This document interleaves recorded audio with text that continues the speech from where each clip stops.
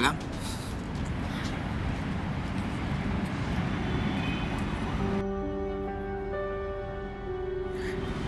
Thank you, ah.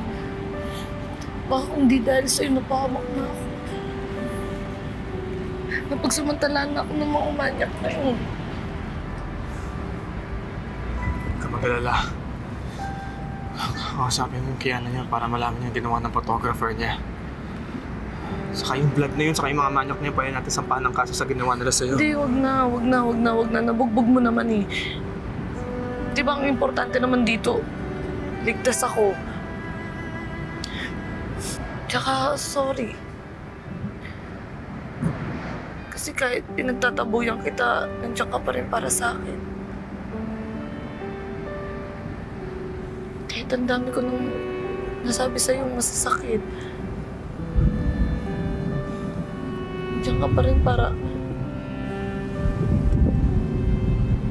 tulungan ako. Protektahan ako. Huwag na mag-alala. Importante ligtas ka. Matid mo ako. Everything will be fine.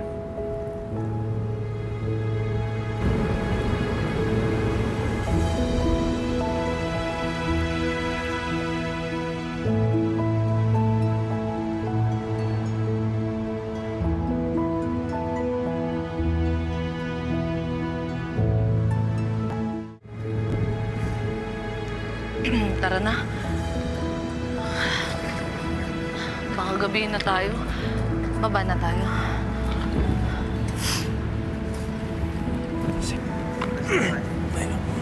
Aray ko.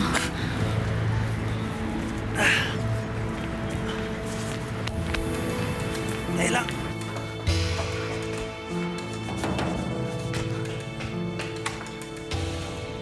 Bok, nakita mo?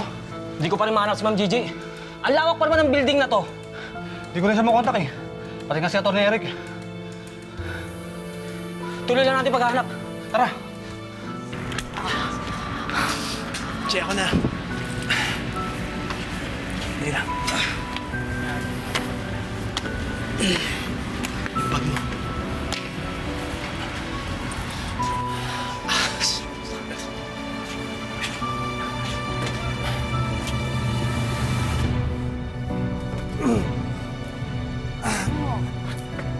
Kalak.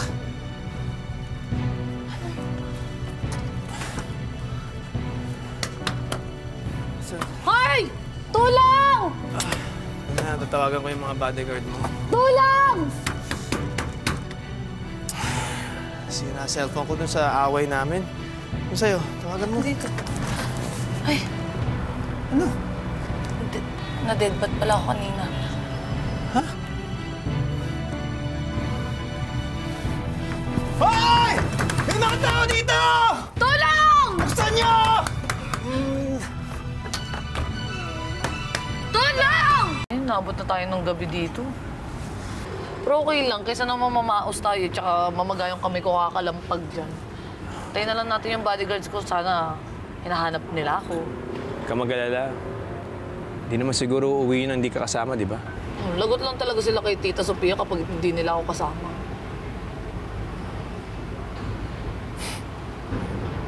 Umingiti-ngiti ka dyan. Bakit? Wala lang. Parang first time natin na nagkaroon ng time together. Wala lang. Yan ka na naman sa mga banat-banat kong ganyan, no? Kamusta nga pala? Okay na ako. Medyo malamig. Para lang naman akong pupulmonya. Ito Alam mo, kaya? Ito ba nilalamig? hindi. Pero ito, malamig nga dito.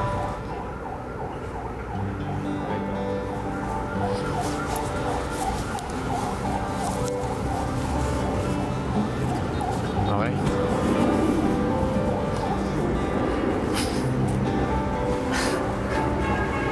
Salamat po.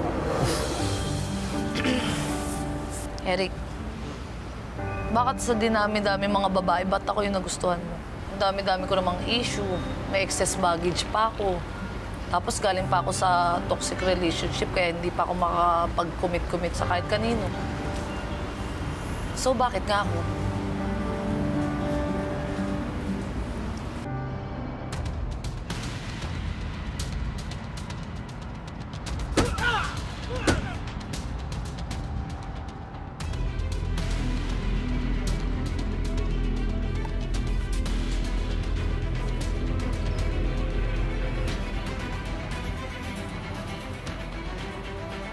Kayo tatlo.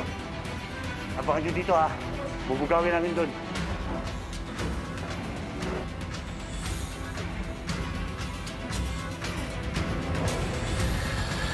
Uy, bakit nga ako? Ba't ako yung nagustuhan mo? Bakit naman hindi? Sus! Kung hindi ako nagparito ko, hindi mo ako magugustuhan.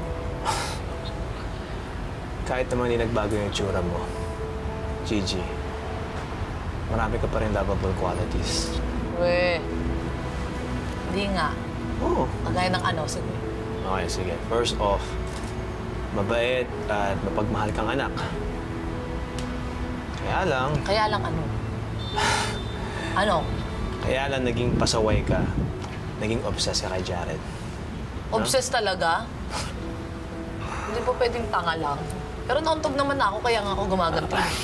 Oo nga naman. You redeem yourself. Oo naman, totoo naman yun.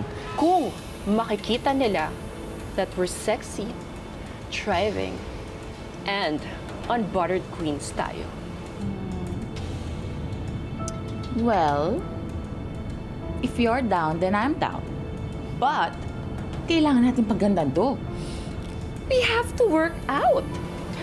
Akala ng Gigi na yan, masisira niya ang mundo natin.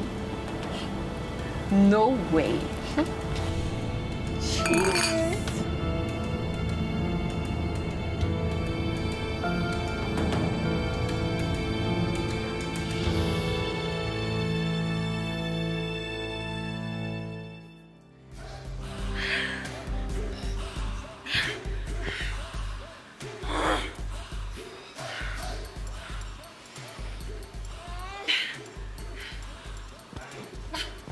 Can we stop?